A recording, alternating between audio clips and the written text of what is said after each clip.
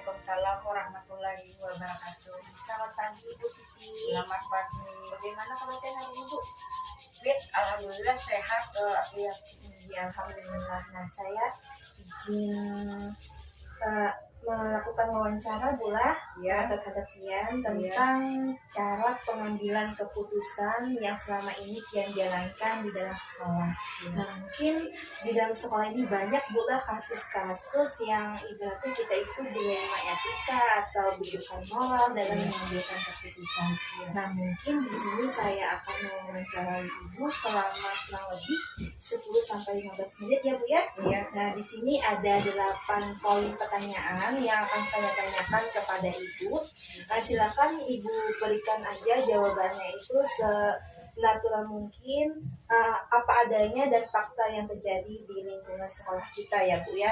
Nah, untuk pertanyaan pertama ini, selama ini bagaimana Ibu dapat mengidentifikasi kasus-kasus yang merupakan dilema etika atau bujukan moral? Ya, baik. Di sini kita akan menjelaskan sedikit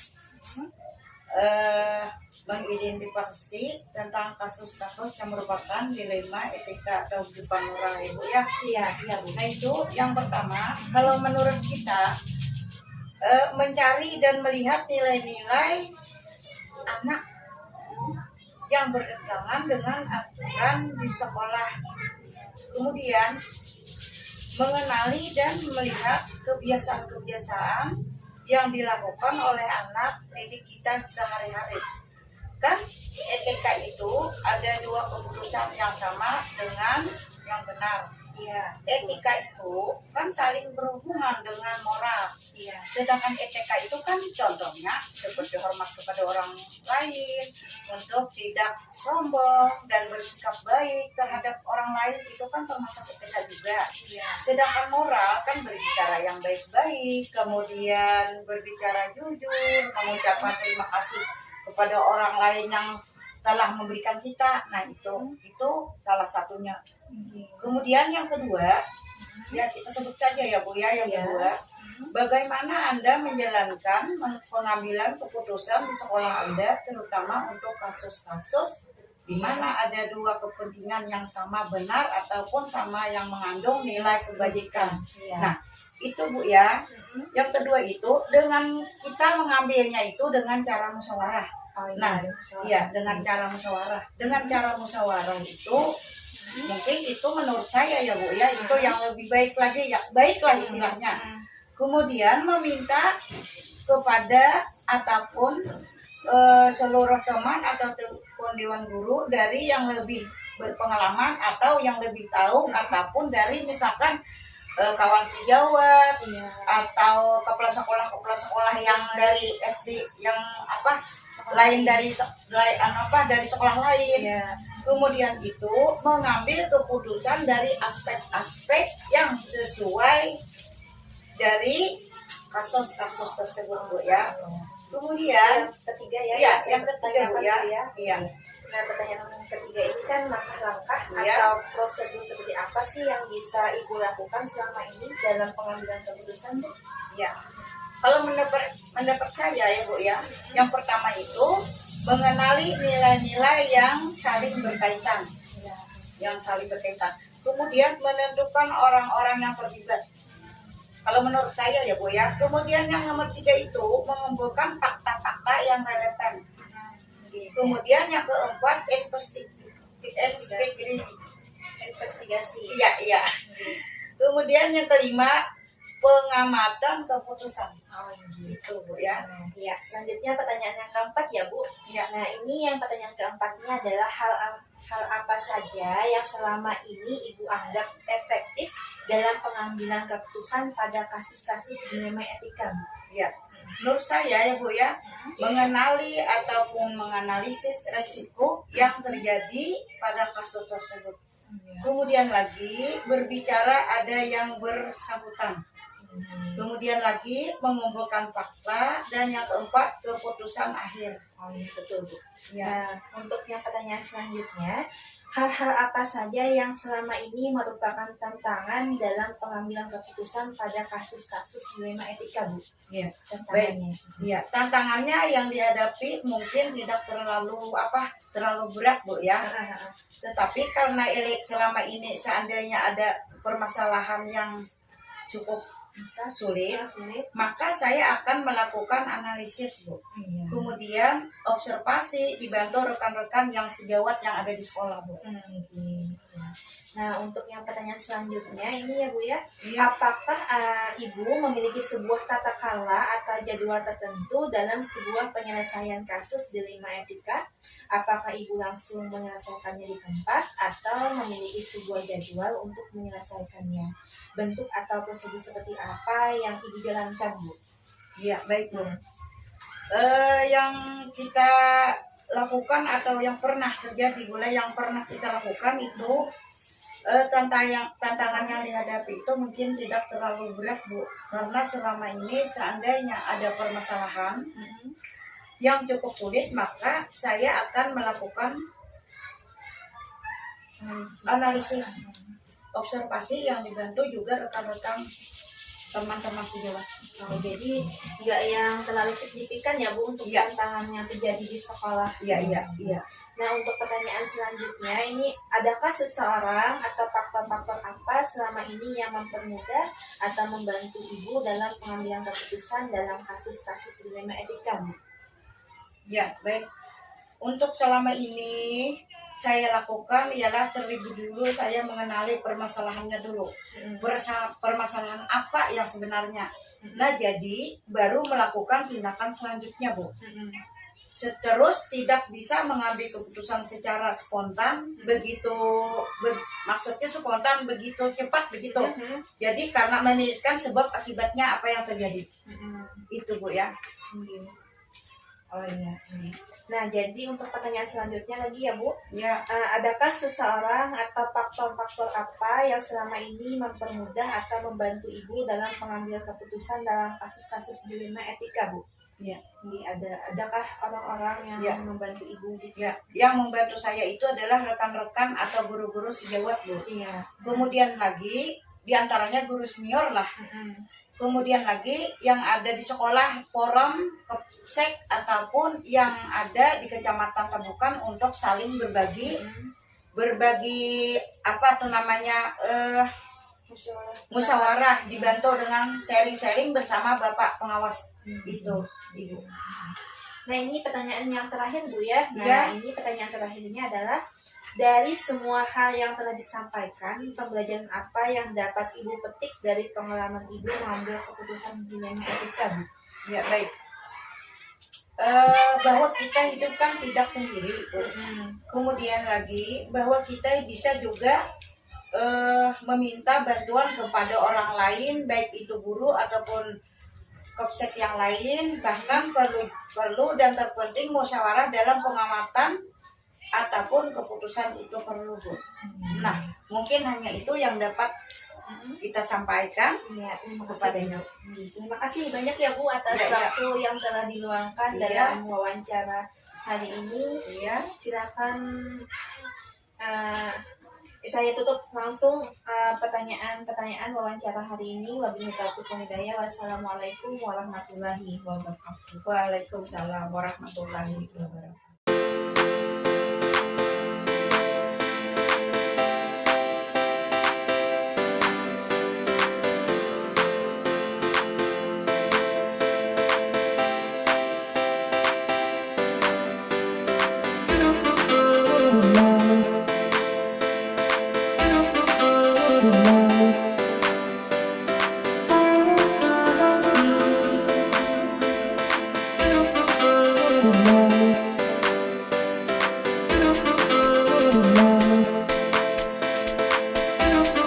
Assalamualaikum, selamat pagi Bapak Iskandar.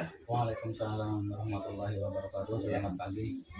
Ya, jadi di sini saya Edi Hartono dan juga rekan saya, yaitu kami ada tugas dari CGP Angkatan 6 untuk melakukan wawancara dengan kepala sekolah mengenai permasalahan-permasalahan yang terjadi di bidang kepemimpinan. Jadi seperti yang sudah kami janjikan sebelumnya, jadi nanti akan ada beberapa instrumen yang akan kami berikan kepada Bapak. Ini instrumennya Bapak. Jadi nanti kami akan bergantian dengan Ibu Mercy untuk menanyakan pertanyaan-pertanyaan yang sudah ada di instrumen tersebut dan minta kesediaan Bapak untuk menjawabnya. Silakan Ibu. Iya, nah jadi begini ya Pak Iskandar, selama Bapak menjadi kepala sekolah di SDN Tarukan Raya itu, apakah ada suatu masalah yang Bapak hadapi sebagai pemimpin? Nah, di mana masalah itu menimbulkan dilema dalam penyelesaiannya Pak? Nah, jika ada, boleh nggak Bapak menceritakannya kepada kami beserta cara penyelesaian masalah tersebut Pak? Ya, terima kasih Bapak Edi Hartono dan Ibu Mercy. Untuk permasalahan yang saya hadapi di SDN Tarukan ini mungkin masih termasuk baru lah, belum hitungan tahun. Jadi di SDN Tarukan ini keadaan kemarin itu waktu musim hujan, jadi halaman itu banjir. Jadi kami dari pihak sekolah berkomunikasi dengan komite, kemudian mengadakan rapat membahas bagaimana mengatasi sekolah atau halaman yang banjir. Jadi pihak sekolah memfasilitasi untuk mengadakan rapat di sekolah. Sebagai keputusannya kemudian disepakati bahwa orang tua murid itu menyumbang dengan kemampuannya masing-masing untuk mengatasi banjir yang setiap kali hujan terjadi. Jadi pada waktu rapat itu memang terjadi perdebatan yang cukup alot. Jadi ada yang lalu diputuskan bahwa membuat saluran air. Nah, untuk membuat saluran air ini kan perlu dana. Nah, disepakati oleh yang hadir, ya, masing-masing orang tua itu menyumbang sesuai dengan kemampuannya masing-masing. Namun dalam perjalanannya, setelah beberapa minggu, beberapa bulan, ternyata timbul masalah di mana yang sebagian, ya, ada juga orang tua atau wali murid yang tidak setuju dengan adanya pungutan itu, karena menganggap bahwa itu kewajiban dari sekolah dari pendapat atau orang tua yang tidak setuju. Namun sesuai dengan kesepakatan memang sudah disepakati bahwa hasil kesepakatannya adalah dengan membantu dengan iuran yang sudah ditetapkan tadi. Nah, setelah berjalannya waktu tadi, ya, ada yang bayar, ada yang tidak. Ternyata akhirnya memang semuanya, ya tidak semuanya, mungkin ada beberapa orang yang belum sempat membayar, ya, terjadi gejolak di lingkungan orang tua, ya. Jadi kasakusuk kesana kemari, ya, sampailah apa maksudnya ke sekolah. Nah, jadi untuk mengatasi itu, ya, kami mengadakan rapat kembali, ya, untuk mengatasi yang gejolak tadi. Dan ternyata semua itu, ya, memang dilematik bagi pihak sekolah, ya. Dilemanya kalau tidak segera diatasi banjir tadi kan mengganggu anak-anak dalam proses belajar mengajar, apalagi musim hujan itu setiap hari hujan. Tapi kendalanya tadi, ya, sebenarnya sebagian kecil tuh ada masalah, ya, ada orang tua yang tidak setuju. Namun dengan pendekatan yang kami lakukan di sekolah bersama dengan komite, mengadakan komunikasi, alhamdulillah sedikit, ya, bisa diatasi walaupun tidak 100% memuaskan semua pihak yang tetapi paling tidak mengurangi resiko atau mengambil keputusan yang paling minim resiko tuh. Jadi akhirnya selesaikanlah saluran air yang dibangun oleh orang tua bersama komite sekolah. Itulah permasalahan yang dihadapi oleh saya selaku kepala sekolah di SDN Temurai. Oke, ya terima kasih atas kasus yang sudah disampaikan tadi. Di sini Ulun akan menanyakan beberapa pertanyaan yang ada di instrumen Bapak lah. Iya, ya. Yang pertama, selama ini bagaimana Bapak mengidentifikasi kasus-kasus yang merupakan dilema etika atau rujukan moral? Jadi bagaimana Bapak mengidentifikasi? Ya, sebenarnya ini masalah atau istilahnya mungkin baru terdengar bagi saya lah gitu. Istilah yang dilematik etika gitu. Tapi setelah diberi mempelajari sedikit demi sedikit, ternyata memang itu masalahnya memang sebenarnya ada sudah semenjak dahulu, cuma mungkin kita tidak tahu apa istilahnya di situ. Jadi sementara ini yang saya lakukan untuk mengatasi itu adalah dengan mengidentifikasi masalah-masalah yang ada di sekolah dahulu, kemudian mengidentifikasi siapa-siapa yang terlibat dalam masalah itu, ya. Kemudian mencari fakta-fakta yang sebenarnya terjadi di situ, baru setelah fakta-fakta ditemukan, jadi baru kita mengambil alternatif untuk itu yang mau diambil loh. Kita adakan seperti simulasi loh, mana masalah yang paling sedikit menimbulkan masalah. Ya bisa juga kita selesaikan masalah, malah dalam masalah bisa juga. Jadi kita mengambil risiko yang paling sedikit. Kenapa? Kadang-kadang kan kita tidak bisa memuaskan semua pihak sih. Ya, betul sekali. Pasti ada yang mungkin merasa tidak puas dan merasa yang puas. Jadi bagaimana kita bisa mengatasi dengan meminimalkan risiko atau ya istilahnya itu masalah yang timbul lagi. Baik, mungkin saya lanjutkan lagi ke pertanyaan yang kedua ya Bapak. Nah, selama ini bagaimana Bapak menjalankan pengambilan keputusan di sekolah Bapak, terutama untuk kasus-kasus di mana ada dua kepentingan yang sama-sama benar atau sama-sama mengandung nilai kebajikan? Ya, untuk mengatasi masalah itu selama ini ya terus terang di samping membaca atau dengan belajar juga bisa saya sering bertanya kepada senior-senior saya, bisa juga bertanya kepada sekolah-sekolah yang lain ya, mungkin kasus-kasus yang mirip-mirip di situ. Jadi bisa sebagai pedoman, bukan berarti meniru seperti itu, tapi bisa sebagai masukan-masukan. Kemudian yang kedua juga kadang-kadang kita juga bisa menggunakan insting atau mungkin semacam kayak perasaan lah di situ, tapi itu tidak mutlak harus itu. Kadang-kadang kan antara tempat yang satu dan tempat yang kan berbeda, jadi tidak bisa kita terapkan sama persis itu. Jadi kadang-kadang kita juga menggunakan tapi yang sering itu kita menggunakan di samping tadi belajar tadi pengalaman orang lain yang lebih senior, kemudian di insting juga dengan menerapkan aturan-aturan yang berlaku di situ.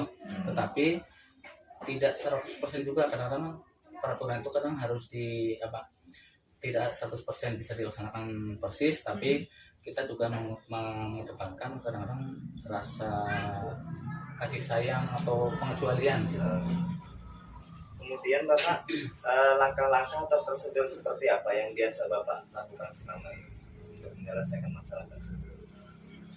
Ya, langkah-langkah yang kami ambil biasanya di masalah-masalah tadi diinventarisir dahulu. Kemudian kita minta pendapat juga dari bisa dari guru senior atau bisa juga guru yang bukan senior tapi dianggap senior, bisa juga. Yang penting bermusyawarah dahulu sebelum mengambil keputusan yang akan dijalankan. Jadi yang selanjutnya juga istilahnya tuh kita dudukan yang ada masalah itu untuk mengetahui kebenarannya itu seperti apa ya masalah yang sebetulnya tuh. Kita panggil ya, kita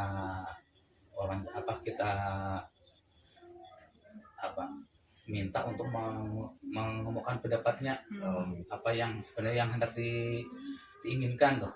Jadi dengan begitu kan kita tahu oh sebenarnya ini seperti ini, lalu baru kita bisa menyelesaikan masalah yang dihadapi. Nah, sebelum lanjutkan lagi, Pak, untuk pertanyaan selanjutnya ini hal-hal apa saja yang selama ini Bapak anggap efektif dalam pengambilan keputusan pada kasus-kasus dilema etika, Pak? Yang saya anggap efektif adalah kembali kepada aturan atau SOP yang ada tanpa mengesampingkan istilahnya itu nilai kebaikan atau kasih sayang sesama seprofesi. Oke. Kemudian Bapak, hal-hal apa saja yang selama ini merupakan tantangan nih di dalam Bapak mengambil keputusan kepada kasus-kasus dilema etika? Biasanya kan ada tantangan nih, karena kan itu berhubungan dengan etika nih Pak ya. Iya, tantangan tuh kadang pasti ada. Kadang tantangan tuh bisa menjadi penyemangat, bisa juga menjadi down, bisa juga. Jadi yang penting tantangan yang dari itu kadang-kadang kita ya intinya sepertinya kita harus kembali kepada aturan atau norma yang ada di sekolah, sehingga apa yang kita putuskan itu tidak menyalahi aturan. Tetapi sekali lagi tadi kita tidak bisa menerapkan aturan 100% yang dikehendaki di situ. Jadi ada trik-trik atau istilahnya itu yang supaya tidak merugikan semua pihak dan juga tidak menguntungkan semua pihak. Jadi anggap saja lah sebagai bahasanya tuh saling menguntungkan tapi tanpa merugikan aturan. Selanjutnya ini pertanyaannya, Pak, apakah Bapak memiliki sebuah tata krama atau jadwal tertentu dalam sebuah penyelesaian kasus dilema etika? Lalu apakah Bapak langsung menyelesaikan di tempat atau memiliki sebuah jadwal untuk menyelesaikannya? Nah, bentuk atau prosedur seperti apa yang akan Bapak jalankan? Ya, untuk jadwal atau istilahnya jadwal khusus tuh tidak dibuat. Kenapa tidak dibuat? Karena masalah ini kan kita tidak tahu. Amun kita olah jadwal misalkan ini, berarti kita tahu dahulu sudah ada masalah. Jadi karena masalah ini kan bisa timbul kapan saja dan di mana saja. Jadi tidak ada jadwal khusus, tapi begitu ada masalah jangan menunggu sampai berlarut-larut, langsung diselesaikan masalahnya. Kemudian Bapak, adakah seseorang atau faktor-faktor apa yang selama ini mempermudah atau membantu Bapak dalam pengambilan keputusan dalam kasus-kasus dilema etika? Iya, pasti dalam setiap kita menyelesaikan masalah tidak bisa kita lepas dari orang lain, tidak bisa kita sendiri.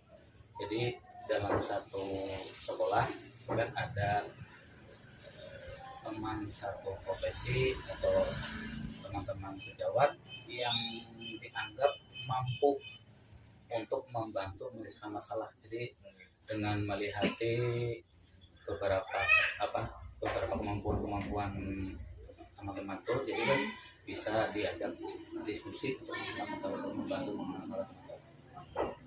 Ini pertanyaan terakhir ya, Pak ya. Nah, dari semua hal yang telah disampaikan, pembelajaran apa yang dapat Bapak petik dari pengalaman Bapak dalam mengambil keputusan dilema etika, Pak? Iya. Pelajaran ini termasuk baru bagi saya lah. Jadi istilah-istilah yang jadi ternyata ada istilah yang ini, jadi terus terang menjadi hal yang baru, tapi juga menjadi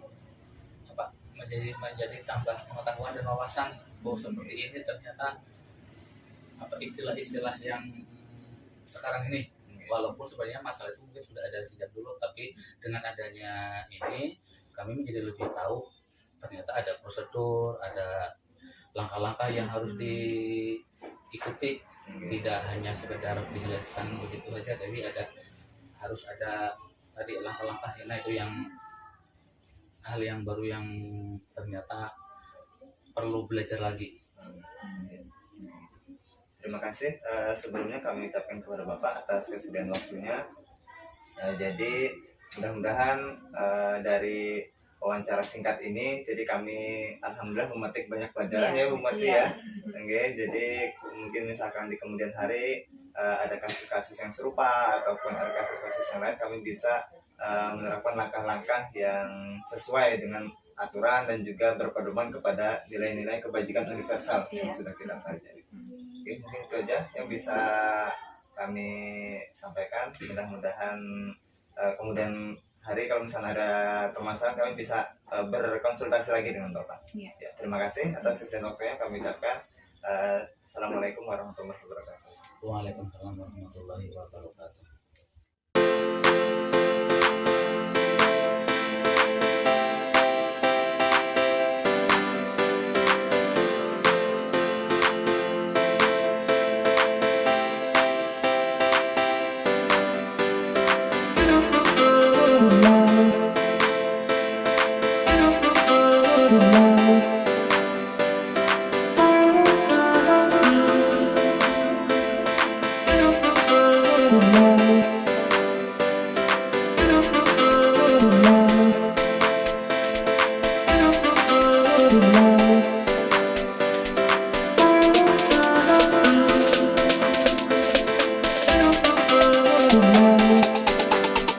Assalamualaikum warahmatullahi wabarakatuh. Selamat pagi Bapak Suryadi. Bagaimana kabar hari ini? Alhamdulillah baik. Alhamdulillah. Nah, hari ini saya masih CGP Angkatan 6 dari Kabupaten Balikpapan. Ingin melakukan wawancara Bapak. Ingin melakukan wawancara kepada Bapak tentang praktik baik selama menjadi pemimpin sekolah di sini. Nah, ini praktik baiknya adalah pengambilan keputusan Bapak selama Bapak menjalankan tugas sebagai kepala sekolah, terutama untuk kasus-kasus yang dimana nilai-nilai kebajikan serta saling bersinggungan. Jadi untuk kasus-kasusnya itu antara apakah itu kasusnya dilema etika atau rujukan moral. Nah, jadi begini Pak Suryadi, selama Bapak menjadi kepala SDN Karyajati ini, adakah suatu masalah atau kasus yang Bapak hadapi sebagai pemimpin di mana masalah itu menimbulkan dilema dalam penyelesaiannya Bapak? Nah, misalkan ada, boleh nggak saya minta ceritakan kepada saya beserta cara penyelesaiannya Bapak? Ini. Terima kasih kepada Ibu Mercy yang telah bersedia di tempat kami untuk mengkaji atau mendengarkan pengalaman yang mungkin sedikit pengalaman yang pernah kami alami dalam menghadapi masalah dilematika atau rujukan moral atau mengambil dua keputusan yang sama-sama benar. Di sini kami mengambil ada masalah anak ABK.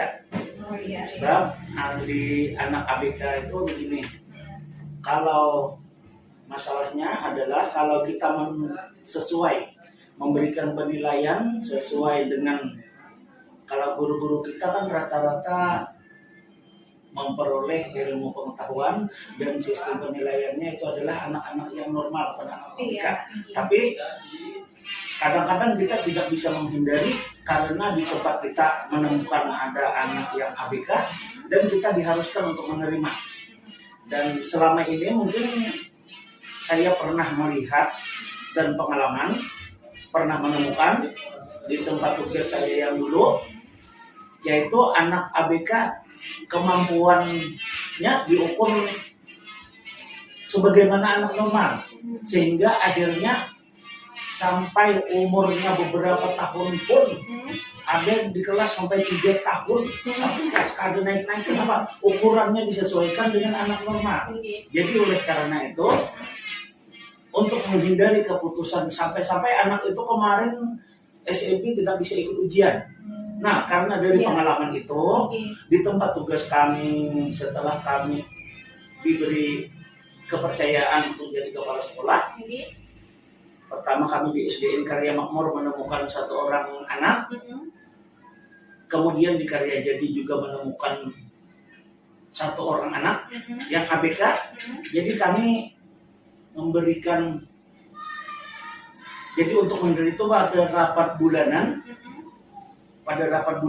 kita mencari informasi dari guru yang mana anak-anak ABK, kemudian setelah kita temukan bagaimana caranya supaya anak ini ukurannya supaya bisa menerima pendidikan sesuai dengan haknya. Nah, kemudian karena untuk menghindari dia terlalu lama selalu tidak naik kelas, maka kami minta ukuran harus berbeda. Artinya cara penilaian, standar penilaian atau KKM-nya harus berbeda. Tapi kata gurunya, nanti bagaimana kalau misalnya anak si ABK ini kita anggap standarnya di 5 atau di 4 nilainya misalnya, sedangkan anak yang normal nilainya standarnya di 5 yang didapatkannya, nilai yang diperolehnya, sementara KKM kita 6, lalu kita naikkan, misalnya kita beri naik kelas, berikan tambahan nilai sehingga si ABK ini naik, dan ini akan mengakibatkan nanti protes dari orang tua yang di atas dari dia, yang normal nilainya 6, yang 5 tadi, sementara si ABK yang asalnya 4 kita naikkan jadi 6 supaya dia naik, supaya memenuhi KKM tadi. Jadi untuk itu bagaimana kata salah seorang guru kalau dia protes, maka saya katakan kalau jadi karena anak ini ABK, jadi kalau ada yang protes silahkan datang ke sekolah, saya akan menyerahkan. Nah, jadi di sini saya akan memberikan pertanyaan ya Pak ya, di mana pertanyaannya ini ada 8 poin yang akan saya tanyakan kepada Bapak. Yang pertanyaan yang pertamanya ini adalah, selama ini bagaimanakah Bapak dapat mengidentifikasi kasus-kasus yang merupakan dilema etika atau pilihan moral? Untuk mengidentifikasi kasus ini biasanya, apalagi kami kan waktu pertama datang ke tempat ini, kami tidak mengetahui keadaan lingkungan, keadaan siswa, keadaan guru. Jadi yang pertama, kami dalam rapat bulanan biasanya atau kadang-kadang di rapat bulanan kami menghadirkan komite, ketua komite. Kebetulan ketua komite kami ini seorang juga. Jadi orang di sini, kemudian ada dewan guru yang senior di sini, yang sudah lama di sini. Jadi kami mau menanyakan apa misalnya ke masalah-masalah tentang murid, masalah-masalah dengan masyarakat lingkungan sekitar, biasanya yang sering dihadapi. Misalnya muridnya, adakah murid yang nakal, adakah murid yang kesulitan belajar, yang sering tidak hadir ke sekolah.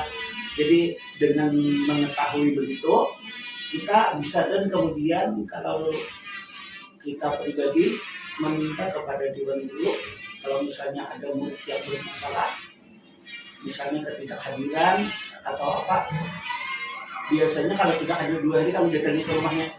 Untuk apa? Untuk mengetahui ini anak siapa, orang tuanya pekerjaannya apa, penghasilannya apa, kenapa anaknya sampai begini.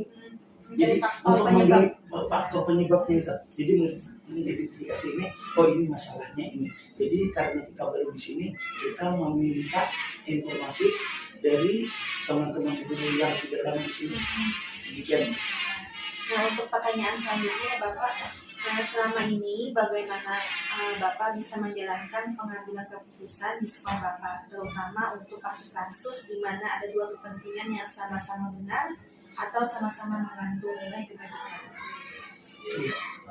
Memang kadang-kadang kita mengambil keputusan dari segi orang, misalnya dari si A benar, kita benar. 2 keputusan sama-sama benar, maka ini salah satunya harus dikalahkan, dari keputusan. Syukur-syukur kalau bisa keduanya. Tadi sebagai contoh misalnya seperti anak ABK tadi, anak ABK dengan nilai rendah, sementara anak yang normal tidak mencapai KKM. Kalau ABK kan lebih di bawah KKM lagi. Nah, untuk kalau yang ini kita ukur dengan sama orang yang normal, mungkin dia tidak selamanya bisa mencapai. Jadi caranya adalah kita terpaksa melanggar aturan nilai kebenaran. Nilai kebenarannya apa? Kita misalnya menentukan KKM anak yang lulus, anak yang naik kelas harus nilainya paling rendah sekian. Itu aturan yang kita buat dari sekolah yang menentukan. Seharusnya aturan itu harus dipegang. Tapi kan itu kalau anaknya normal. Tapi karena ini anaknya tidak normal, jadi kita terpaksa mengambil kebijaksanaan. Harus dibijaksanai. Sebab kalau tidak dibijaksanai, ini akan menjadi korban. Jadi oleh karena itu, untuk menjadi terpaksa kita, karena KKM ini diturunkan, ini mungkin nanti pada suatu hari bisa untuk menghindari masalah kita diprotes oleh orang tua. Sebab ada sebagian besar orang tua kan sekarang sudah mengerti pendidikan dan bisa menilai anaknya. Mungkin nilai-nilai harian yang kita berikan di bukunya dikumpulkannya, sementara dia bisa mengukur, anaknya bisa membaca, bisa berhitung, bisa ini. Untuk tema ini misalnya nilainya sekian. Sementara dia tahu bahwa anak tetangganya, orang tuanya yang bilang ke dia bahwa anaknya ini tidak bisa ini. Pada saat kenaikan kelas nanti dia ini malah naik. Yang seharusnya di bawah anaknya yang dia ketahui, anak tetangganya atau anak temannya. Kita kan mengambil keputusan yang salah. Dia protes untuk menghindari orang ini protes. Maka kita terangkan kepada wali murid bahwa ukuran atau KKM standar untuk anak yang ABK dan yang normal kita bedakan. Jadi kita sebenarnya melanggar aturan, tapi kalau kita terangkan dengan baik, kita beri pemahaman dan pengertian, biasanya orang mengerti untuk menghindari itu. Untuk pertanyaan selanjutnya ini, apakah langkah-langkah atau prosedur seperti apa yang biasa Bapak lakukan selama ini? Iya. Langkah-langkahnya adalah pada pertama tadi kan kita sudah mengidentifikasi masalah. Masalah sudah kita ketahui masalahnya ini. Lalu kita rancang bersama teman-teman, guru semua, bagaimana caranya untuk mengatasi ini. Nah, untuk solusinya, untuk mengambil solusi itu kita harus tahu latar belakang anak ini jadi begini, gimana, pekerjaan orang tuanya apa. Malah kadang-kadang kami menyimpang sedikit dari anak ABK tadi. Kalau anak yang nakal, malah sering kali kami temukan dari keluarga yang broken home. Biasanya mungkin orang tuanya, ada yang orang tuanya sibuk bekerja, kemudian tinggal dengan neneknya, atau orang tuanya berpisah. Biasanya anak itu, jadi kadang-kadang kami bersama Dewan Guru, kalau menemukan anak yang bermasalah, entah kalau ABK kan sudah ketentuan lah mungkin. Kalau anak-anak yang nakal, jadi kami bukan malah menganggap dia ini beban. Kami menganggap dia ini adalah korban yang harus dibantu, harus ditolong, diberi perhatian. Kita harus cari pengalaman, cari pendapat atau pengalaman orang yang lain lah, yang mungkin lebih tahu. Sebab kenapa? Kita tidak bisa, mungkin ada orang lama jadi guru, lama jadi kepala sekolah, kadang-kadang tapi belum menemukan masalahnya. Kadang-kadang ada guru yang mungkin masih muda, masih apa. Jadi kita menemukan masalah itu dari siapapun, dari pengalaman orang-orang untuk mencari masalah. Jadi untuk menemukan cara. Jadi insya Allah kalau kita masih bisa belajar, kita berusaha untuk memahami anak, insya Allah kita bisa mengurangi atau bisa mengayomi anak-anak yang kekurangan atau anak-anak yang belum dapat menemukan jati diri. Demikian. Baik, lanjutkan lagi untuk pertanyaan selanjutnya, Pak Alan. Nah, hal-hal apa saja yang selama ini Bapak anggap efektif dalam pengambilan keputusan pada kasus-kasus di Mema Etika? Biasanya kita pertama masalahnya kita terangkan, kemudian kita rumuskan, kita minta pendapat dari teman-teman di sekolah, teman-teman guru, bisa juga kita minta pendapat dengan tokoh masyarakat ini yang musyawarah. Kita tanyakan apakah itu dalam suasana formal atau suasana non formal. Misalnya kita ketemu di warung atau apa kan, kita bertanya tentang masalah latar belakang masyarakat, latar belakang keluarga, latar belakang anak-anak kita, segala macam. Insya Allah dari asal kita menggali di situ, insya Allah akan kita temukan. Nah, untuk pertanyaan selanjutnya, ini hal-hal apa saja yang selama ini merupakan tantangan dalam pengambilan keputusan pada kasus-kasus dilema etika? Kalau tantangannya Dilema nilai kebajikan. nilai kebajikan tadi, tantangannya memang kadang-kadang sebagus apapun sebagus apapun cara kita, pasti ada yang tidak menerima, pasti ada yang tidak menerima. Jadi paling tidak kita berusaha untuk meminimalisir. Bagaimanapun niat kita baiknya menguntungkan semua orang, mungkin itu menurut kita, tapi tidak semua orang menerima. Walaupun misalnya anggap 100 lah, 90% menerima, apalagi 99% menerima, pasti ada yang tidak menerima, satu orang tidak apa, pasti ada itu. Jadi pasti ada kan, itu tantangan bagi kita. Dan kalau sudah sebagian besar menerima, misalnya ada juga yang tidak menerima, ini tidak apa, biarkan. Yang penting kita berusaha untuk menerangkan, mengambil keputusan dengan alasan yang tepat, mungkin yang tidak merugikan orang lain. Tapi kalau misalnya masih juga tidak diterima, ya apa boleh buat, itu batas usaha kita sudah. Yang penting kita sudah berusaha. Bagaimanapun hebatnya kita berusaha, kita tidak bisa menyenangkan hati semua orang. Ya. Betul. Yang untuk pertanyaan selanjutnya ini, apakah Bapak memiliki sebuah kata-kata atau jadwal tertentu dalam sebuah penyelesaian kasus dilema etika? Apakah Bapak langsung menyelesaikannya di tempat atau memiliki sebuah jadwal untuk menyelesaikannya? Bentuk atau prosedur seperti apa yang Bapak jalankan? Kalau untuk penyelesaiannya ini tergantung masalahnya. Ada yang kondisional, ada yang saat tertentu, ada juga yang bisa kita prediksi. Kalau yang sudah bisa kita prediksi, bisa kita menghindari di awal-awal. Contoh tadi misalnya kayak kita sudah tahu di sekolah kita ada anak ABK, ada, jadi kita terangkan pada saat masalahnya belum ada ini, orang protes belum ada, tapi ada kesempatan tertentu kita bertemu dengan wali murid yang banyak atau masyarakat yang banyak, misalnya pada saat kenaikan kelas, kita terangkan di situ untuk menghindari itu. Jadi secara umum dulu, tapi mungkin kadang-kadang bisa di tengah jalan ketemu lagi masalah itu. Mungkin waktu kita menerangkan, jadi kita untuk menghindari apa? Bila ada ketemu masalah itu, mungkin tidak sampai ke kita lagi, orang lain, wali murid yang lain yang menerangkan ke dia.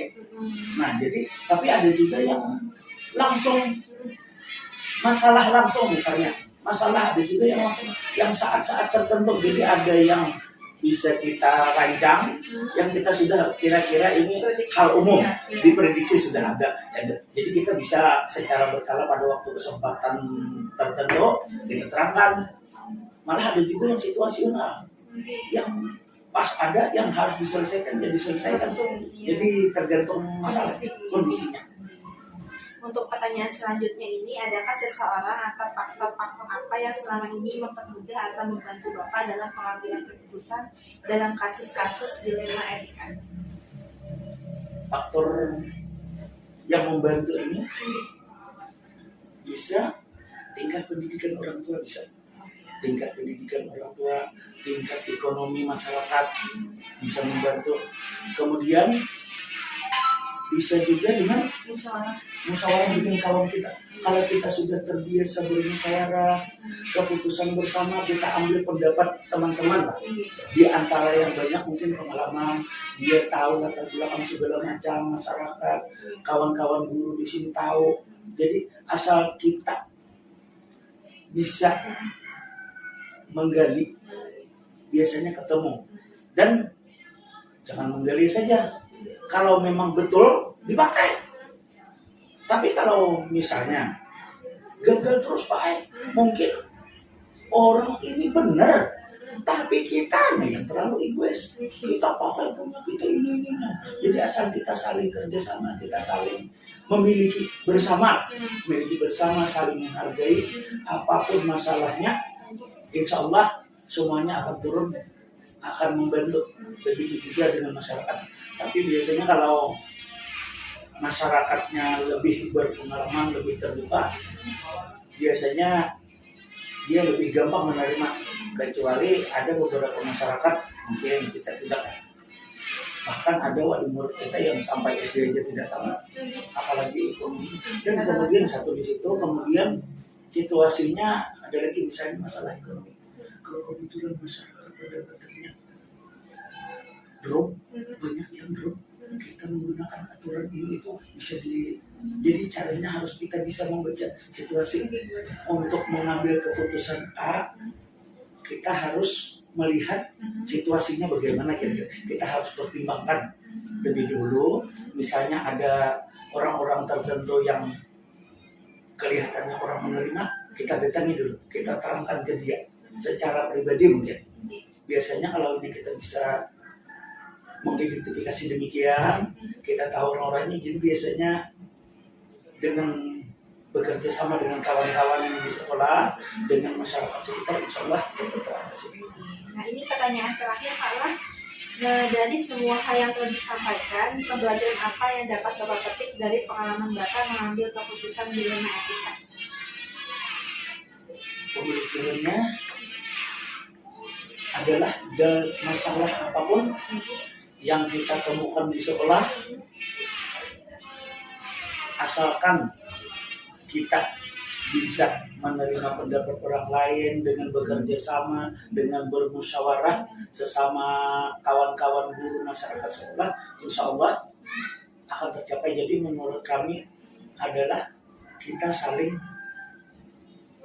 memberi dan menerima di sekolah. Artinya kalau ada kawan-kawan memberi, kalau kita menemukan suatu masalah, kemudian kita musyawarahkan dengan kawan-kawan, artinya asalkan di sekolah ini sama-sama merasa memiliki dan sama-sama ingin memajukan sekolah, insya Allah akan apapun masalahnya akan juga terselesaikan. Nah, itu datangnya dari mana? Rasa memiliki itu. Rasa memiliki ini datangnya adalah dari keterbukaan, dari saling menghargai. Jadi awalnya adalah dari sikap pribadi kita masing-masing. Memang kita datang ke sekolah ini mungkin dari pegawai aktivis pendidikan di sekolah ini, semuanya kan datang dengan masalahnya masing-masing. Kita semua punya masalah, punya latar belakang keluarga macam-macam dengan segala macam. Jadi kalau kita saling memahami, artinya ada kekurangan masing-masing semua orang. Jadi kita jangan sampai salah menilai orang. Maksudnya begini, jadi paling tadi kita tahu keperluan. Jadi setiap orang kita harus tahu si A. Demikian juga diri kita, teman-teman kita semua kita tahu. Kalau mencari kekurangan orang, semua punya kekurangan. Jadi supaya penilaian kita objektif dan adil, kita harus tahu ini kekurangannya di sini, apa penyebab kekurangannya, kemudian apa kelebihannya. Lalu kita timbang, dengan begitu kita insya Allah bisa menghargai orang. Jadi kemudian kalau kita sudah tahu kurangnya, kita kurang diri kita. Kalau kekurangan biasanya kita lebih baik kita tujukan ke diri kita agar kita bisa memperbaiki diri. Kalau cari dengan orang lain, kita ambillah kelebihannya. Dengan kita tahu kelebihannya masing-masing, kalau kita memerlukan misalnya suatu masalah, oh ini yang cocok banget, yang kalau rasanya orang ini yang pantas menyelesaikan. Kita tahu ini kelebihannya di sini. Kalau masalah tentang ini kelebihannya, ini kelebihannya. Dengan kita beri kepercayaan, dia mungkin merasa dihargai. Kalau dia merasa dihargai, lalu dia akan berusaha untuk lebih baik. Nah, jadi jangan sampai kita memponis orang, kawan-kawan kita di lingkungan melihat dari salahnya ditunjuk, itu membuat dia drop dan mungkin dia malas untuk berinovasi karena yang ditimbulkan. Tapi kalau kita lihat kelebihannya masing-masing, cuma dengan catatan kita asalkan semuanya kita dari apa kekurangan kita, artinya untuk kekurangan kita ke diri kita masing-masing, ke diri kita masing-masing. Jadi oleh karena itu kalau kelebihan masing-masing asal kita semua bisa saling menghargai. Jadi keputusan apapun yang kita ambil, insya Allah karena kita ambil dari keputusan bersama, pendapat teman-teman yang memang baik kita hargai, yang memang pas kita apresiasi, rasanya tidak ada kesulitan dalam memimpin suatu organisasi termasuk sekolah. Insya Allah kita akan selalu dibantu dan kita juga tidak merasa sebagai pemimpin kepala sekolah, kita tidak merasa punya jari di belakang sini, tidak. Yang kita pikirkan bukan yang satu ini, yang 5, yang 4 ini. Nah, yang 4 ini, insya Allah kita bisa merangkul semua, membantu kita. Tapi kalau kita tidak bisa begitu, misalnya kita tidak mengambil orang lain, ya, atau kita tidak bisa menerima kekurangan orang lain, apa sebab kekurangannya, jadi kita harus bisa menerima sebab-sebab kekurangannya. Dia kurangnya sebabnya apa? Satu, kita maklumi, syukur-syukur kita bisa membantu untuk mengurangi masalahnya di situ. Misalnya masalahnya tentang keterampilan, kita bantu di keterampilan, di pengetahuan. Memang kadang-kadang agak sulit untuk membuat orang bersemangat. Caranya itu perlu membangkitkan semangat orang, itu memang perlu kadang-kadang. Tapi biasanya kalau kita tahu masalahnya, ya tadi kembali lagi, kita yang datang ke sekolah ini orang punya masalah semuanya di keluarganya masing-masing, ada anaknya, ada suaminya, ada istrinya, segala macam. Nah, jadi alangkah lebih baiknya kita saling mengetahui. Baik, terima kasih banyak Bapak lah atas semua pengalaman-pengalaman yang telah Bapak sampaikan tadi. Itu sangat-sangat menginspirasi. Sangat-sangat menginspirasi bagi saya. Semoga praktik-praktik baik itu tadi bisa saya terapkan nanti di kemudian hari, atau misalkan ada pengambilan keputusan itu bisa saya terapkan juga. Terima kasih atas waktunya Bapak. Saya langsung tutup untuk sesi wawancara kita hari ini. Wassalamualaikum warahmatullahi wabarakatuh. Waalaikumsalam.